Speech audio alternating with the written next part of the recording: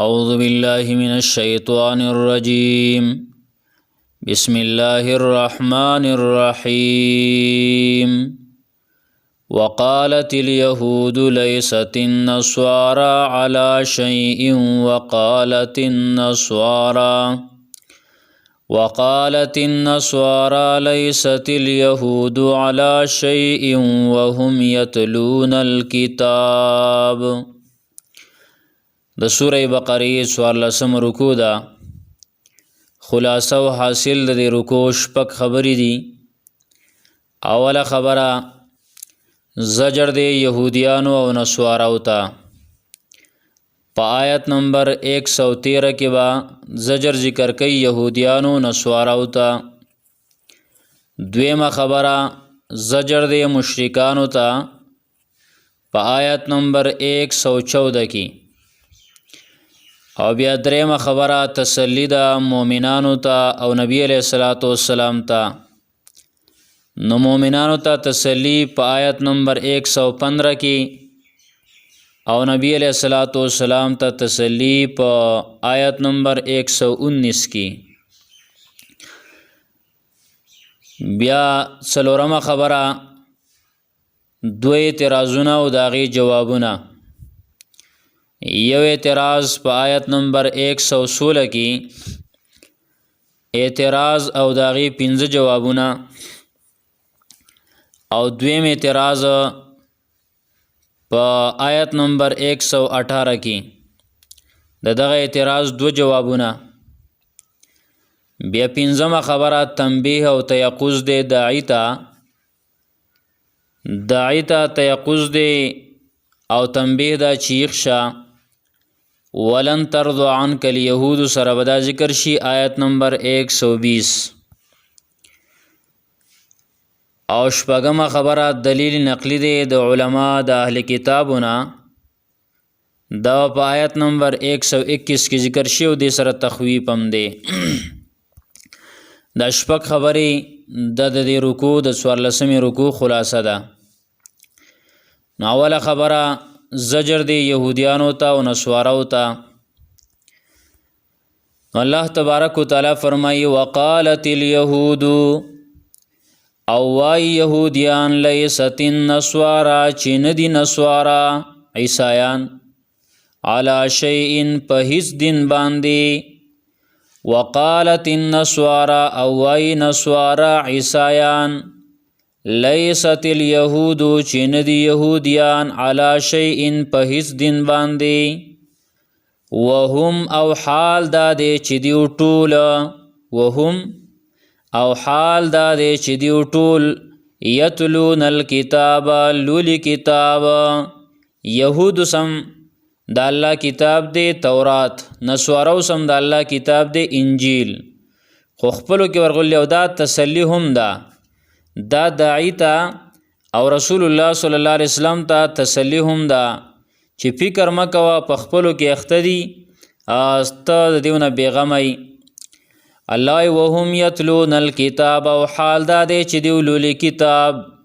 الله کذالک دغه شان قال الذین وای اغه خلق هم وای اغه کسان هم لا یعلمون چې نه پوهیږي مثل قولهم پشان د خبرو د دیو د خبرو پشان هغه څوک خبرې کوي چې هغه نه پوهیږي مشرکان.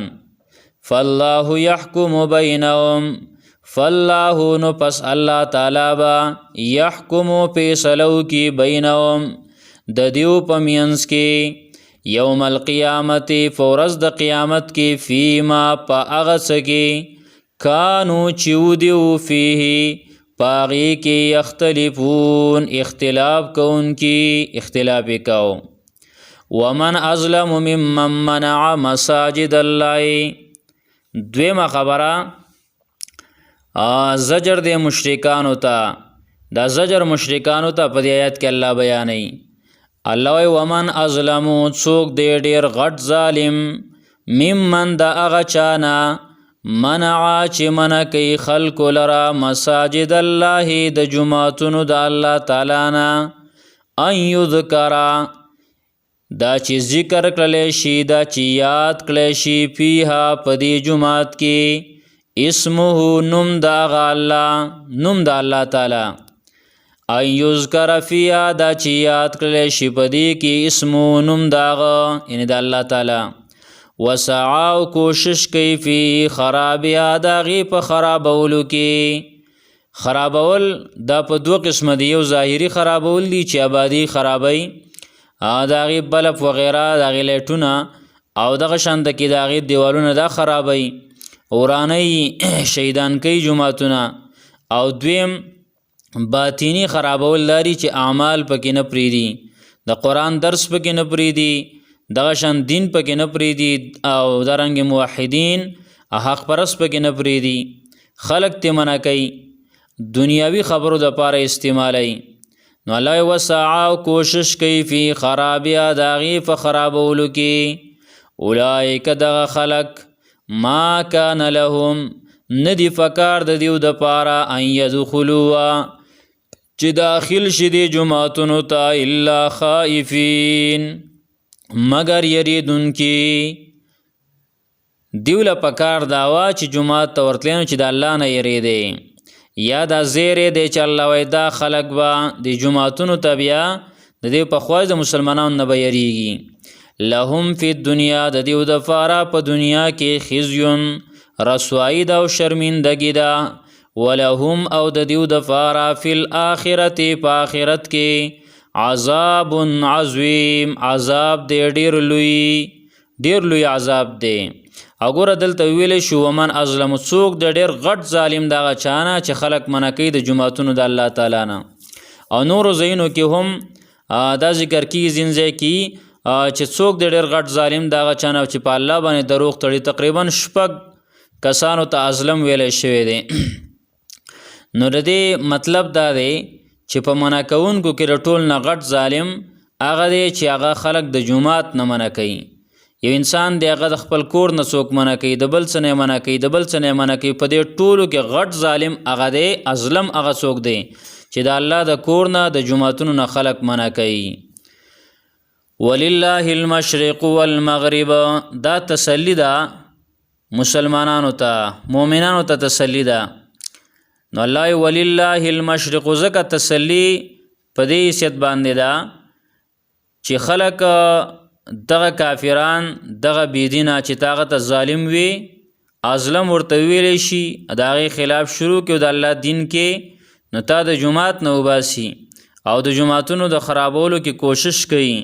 نو الله خیر دی کدیو تا سره ظلم کوي ستاوس نه کیږي او جماعت د شهید کوي جماعت د خرابوي نو د الله بندگی هر ځای کوا. مشرق او مغرب ټول د الله رب العالمین په اختیار کې دي. نو کم ځای کې چې د الله بندگی کوي. ولله المشرق او خاص د الله تعالی د پاره مشرق دی والمغرب او مغرب دی. فاینما تولوا فاینما فسکم طرف ته چې تولوا مخ اړوي تاسو فثم نو التا وجه الله ذات د الله تعالی دی.